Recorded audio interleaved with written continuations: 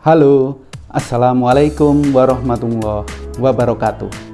Ketemu dengan saya, Hendras Budi Paningkat, dalam catatan harian pegawai ATR BPN.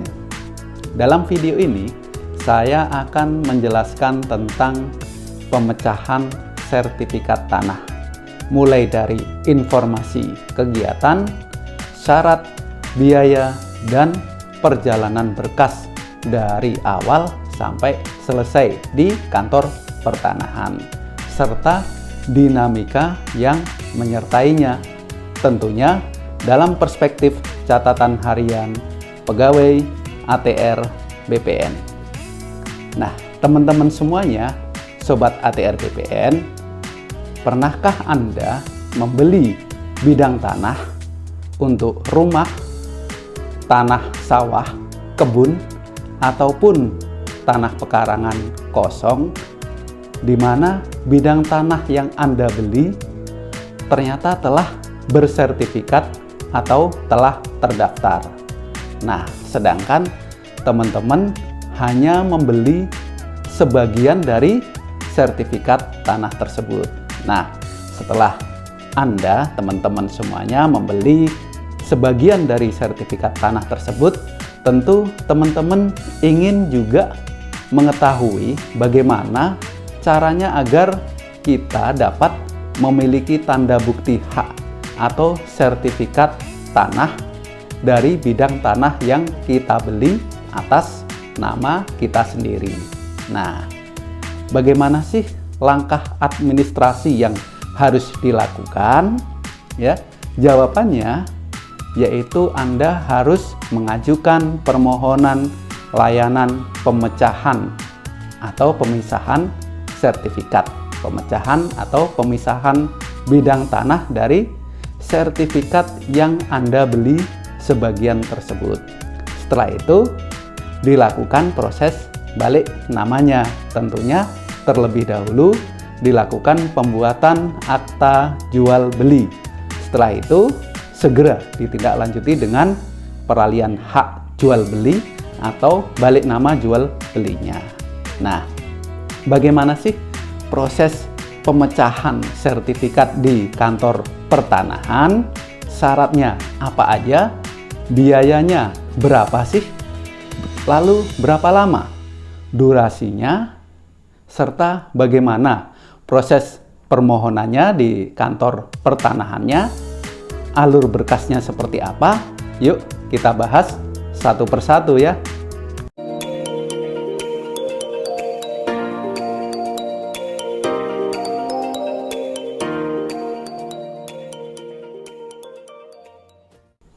Nah, yang pertama saya jelaskan mengenai informasi kegiatan, di mana layanan pemecahan bidang ini masuk dalam kelompok pelayanan pemecahan, pemisahan, dan penggabungan hak, di mana durasi yang diperlukan untuk menyelesaikan layanan pemecahan bidang yaitu 15 hari kerja.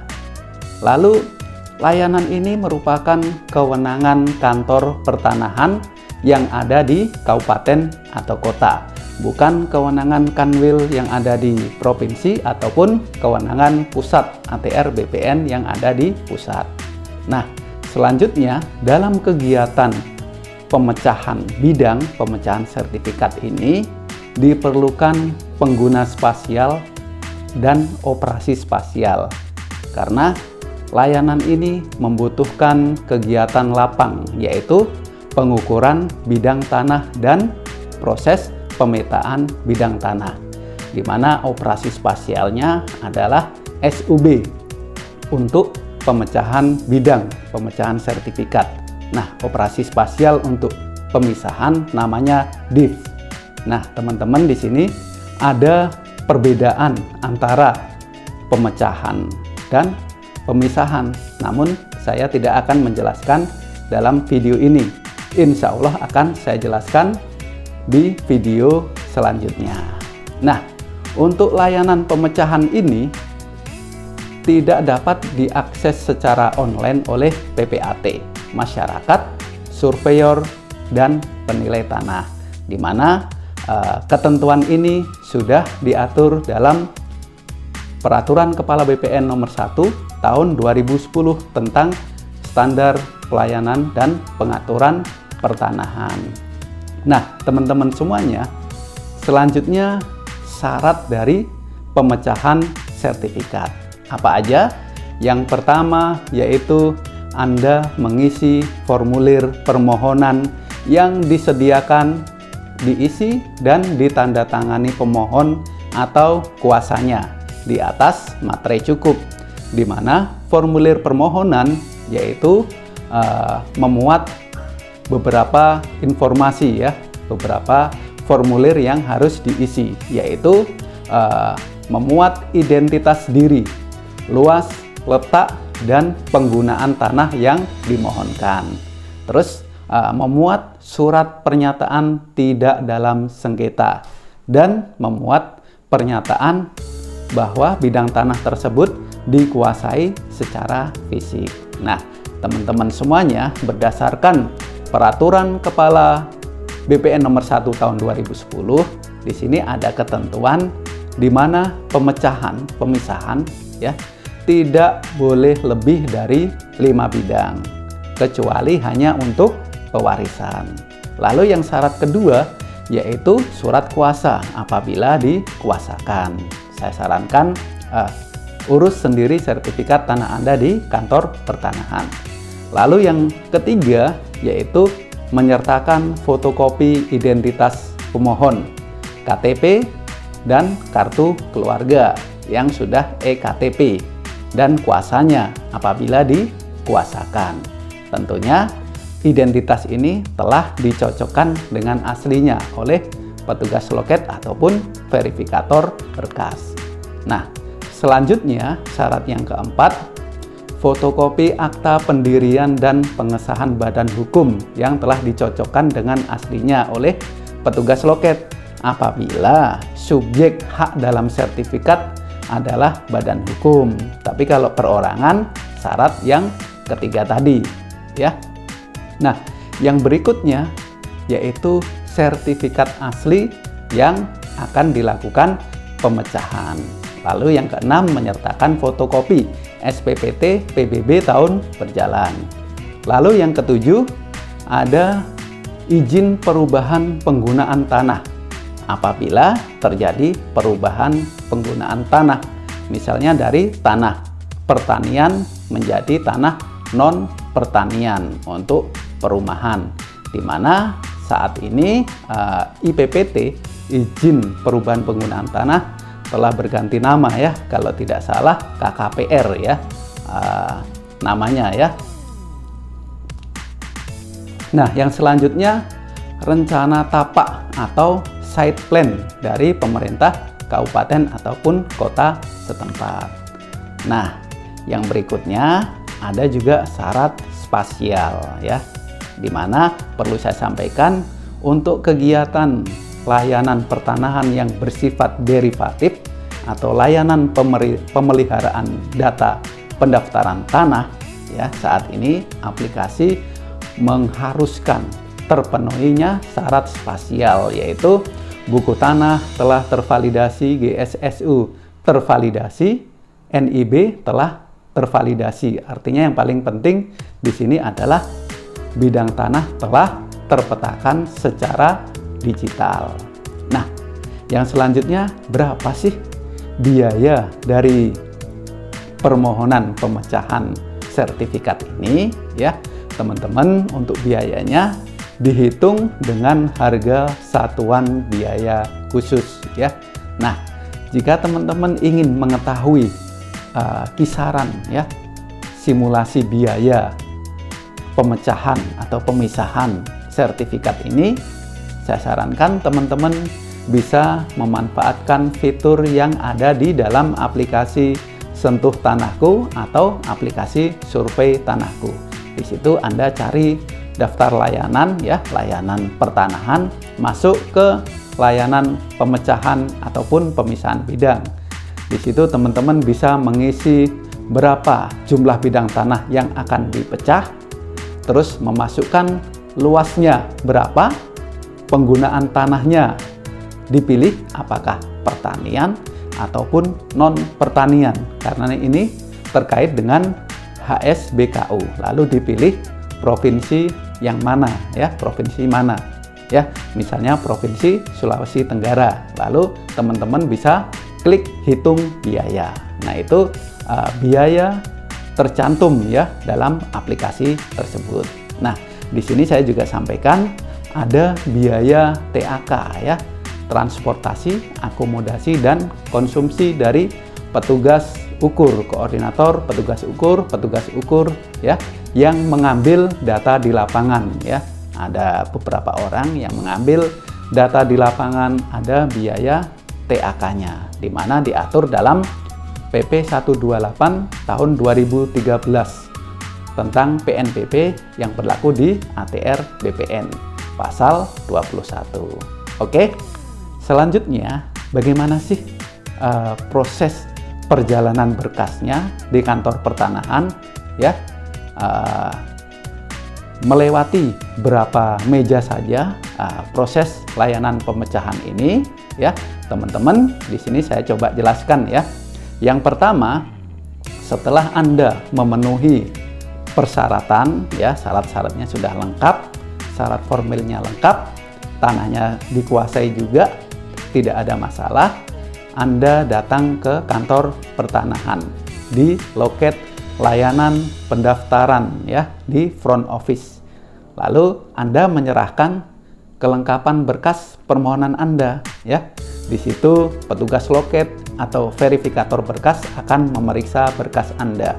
Ketika berkas Anda diperiksa, dinyatakan lengkap dan bisa didaftar, maka akan dilakukan proses pendaftaran di aplikasi KKP, di mana petugas pendaftaran akan membuat surat tanda terima dokumen atau STTD dan mencetak surat perintah setor atau SPS. Nah, Anda setelah menerima SPS, Anda diharapkan segera membayar biaya administrasi ya, PNBP-nya melalui kode billing yang ada di SPS tersebut ya. Di sini dikasih tenggang waktu 3 hari ya, jangan sampai lewat 3 hari, nanti hangus dan harus di-refresh ulang kembali dengan kode billing yang baru.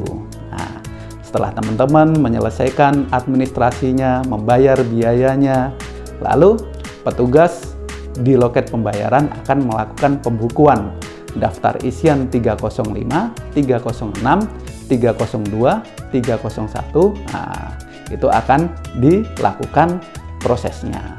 Setelah itu, berkas Anda akan dikirim ke bagian seksi survei dan pemetaan atau di back office-nya. Nah, berkas Anda masuk di pelaksana kelompok substansi pengukuran dan pemetaan kadastral. Di sini pelaksana melakukan cek dokumen. Setelah itu berkas masuk ke koordinator kelompok substansi di seksi SP ya. Kemudian dilakukan penentuan tanggal ukurnya. Dilakukan penunjukan koordinator dan petugas ukur yang akan mengambil data di lapangan.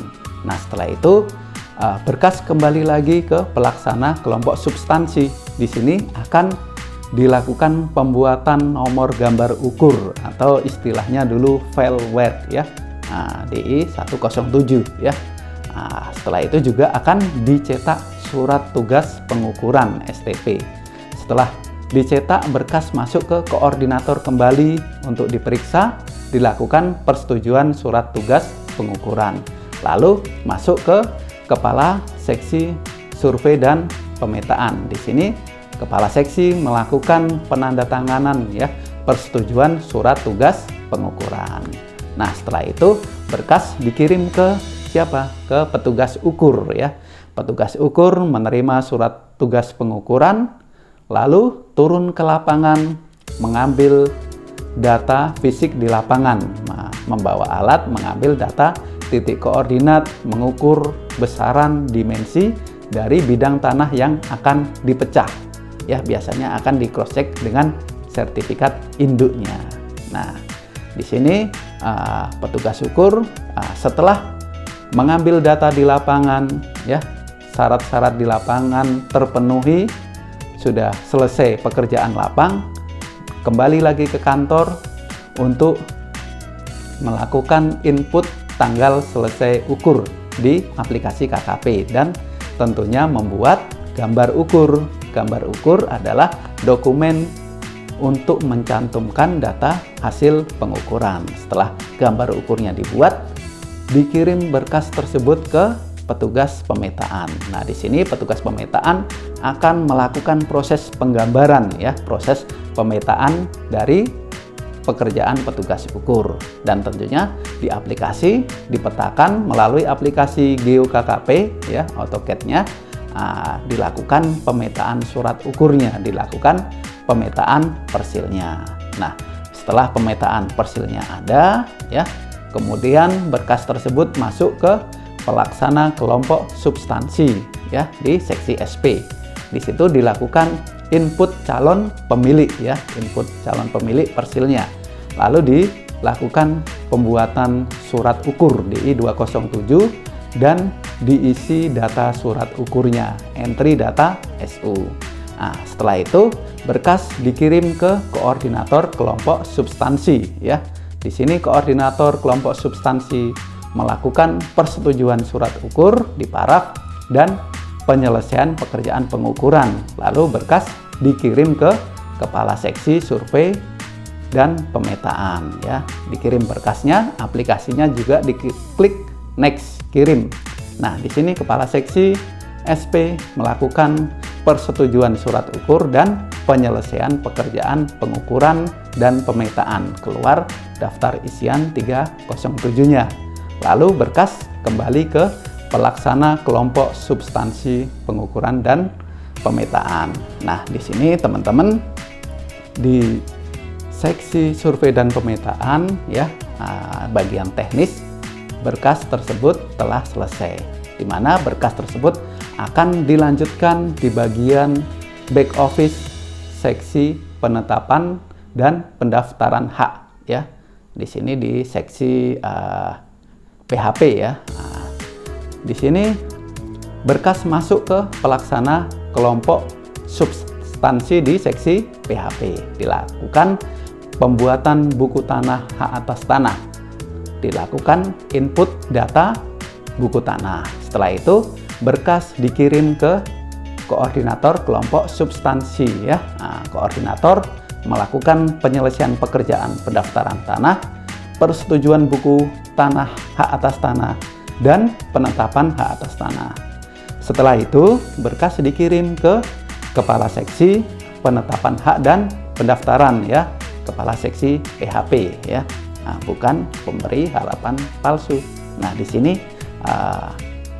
dilakukan pekerjaan penetapan hak atas tanah sama persetujuan buku tanah hak atas tanah dan penyelesaian pekerjaan pendaftaran, ya. Klik diperiksa, klik di KKP, berkas masuk ke selanjutnya, yaitu ke kepala kantor pertanahan, ya. Di kepala kantor pertanahan berkas akan diperiksa dan dilakukan pekerjaan penetapan hak atas tanah, penyelesaian pekerjaan pendaftaran tanah, persetujuan buku tanah dan hak atas tanah, ya, buku tanah hak atas tanah. Di sini lahirlah daftar isian, ya, nomor DI 307 dan DI 208. Nah, setelah ini berkas secara administrasi telah selesai, diserahkan ke pelaksana kelompok substansi di seksi PHP. Di sini pelaksana memeriksa berkas karena berkas sudah selesai dan siap diserahkan di loket penyerahan. Akan diperiksa warkahnya, warkahnya akan disimpan, outputnya akan diserahkan di bagian loket pelayanan penyerahan.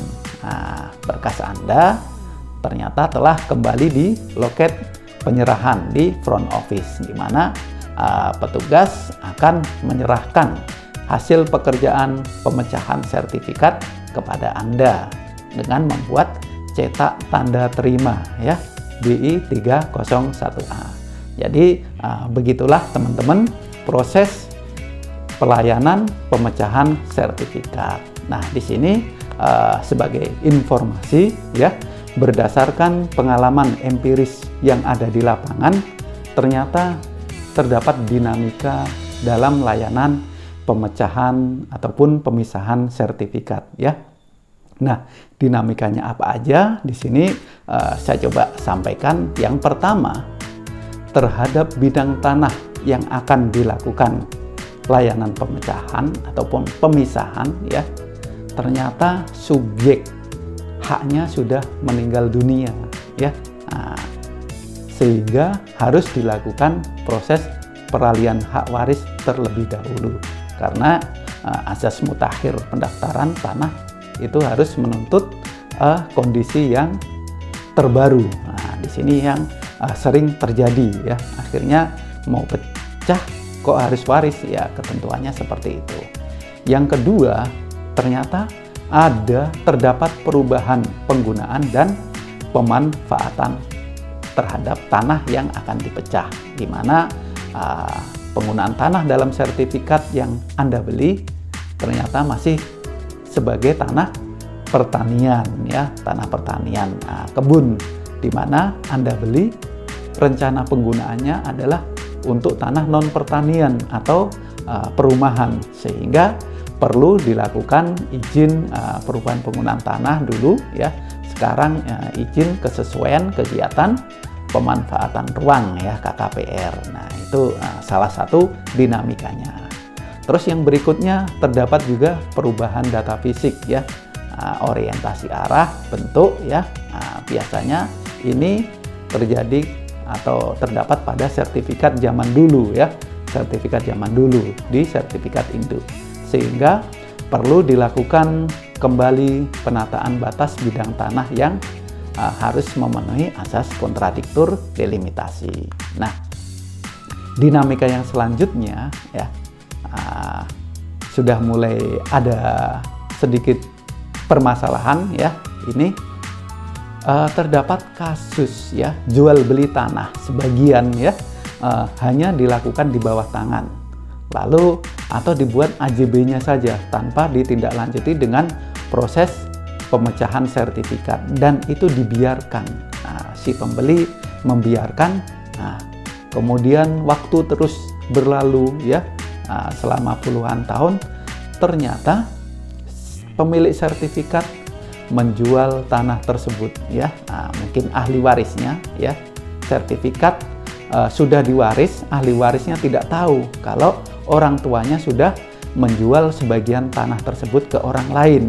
Nah, setelah diwaris ke anaknya, anaknya melakukan penjualan kembali sebagian dari sertifikat tersebut ke orang lain, di mana orang lain tersebut tertib melakukan administrasi pertanahan, dilakukan pemecahan, dilakukan AJB dan balik nama, kemudian beralih lagi ke pihak lain lagi. Nah, di situ akan menimbulkan masalah pertanahan ya. Model-model yang tidak tertib seperti ini ya, itu ada ya, sering juga kita temui di kantor pertanahan.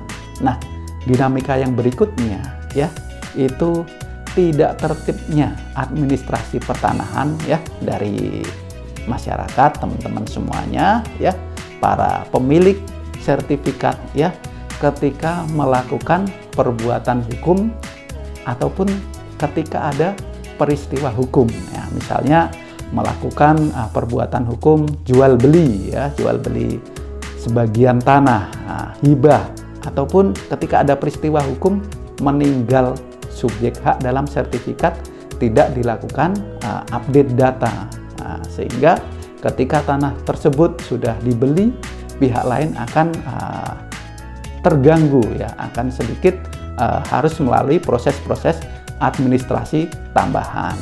Nah, itulah dinamika layanan pertanahan yang ada di kantor pertanahan ya, pemecahan sertifikat, pemisahan sertifikat ya. Nah, saran saya, ayo kita lakukan gerakan sadar tertib pertanahan ya. Yang paling penting adalah memasang tanda batas dan memelihara, mengerjakan tanah secara aktif tidak menelantarkan, dan yang paling penting, pastikan bidang tanah Anda, sertifikat tanah Anda telah terpetakan secara digital. Bisa diakses di dalam fitur lokasi bidang tanah melalui aplikasi Sentuh Tanahku. Dan lebih bagus lagi ya, Anda install aplikasi Sentuh Tanahku ya, daftar lalu verifikasi, dan pastikan sertifikat Anda sudah terkoneksi link dengan KTP Anda, sehingga sertifikat tanah Anda bisa terbaca dalam fitur sertifikat saya. Nah ini alhamdulillah saya sudah melakukannya. Ayo teman-teman, kita jaga tanah kita sendiri ya, secara fisik maupun secara data di kantor pertanahan. Mengingat kejahatan pertanahan ya, mafia tanah ya, bekerja ya di luar kesadaran kita. Kita harus hati-hati dan menjaga tanah kita sendiri ya. Sekian dari saya, mudah-mudahan bermanfaat ya teman-teman semuanya. Jangan lupa like, comment, share, and subscribe ya, biar channel ini tetap semangat dan berkembang. Saya Hendras Budi Paningkat, terima kasih. Assalamualaikum warahmatullahi wabarakatuh.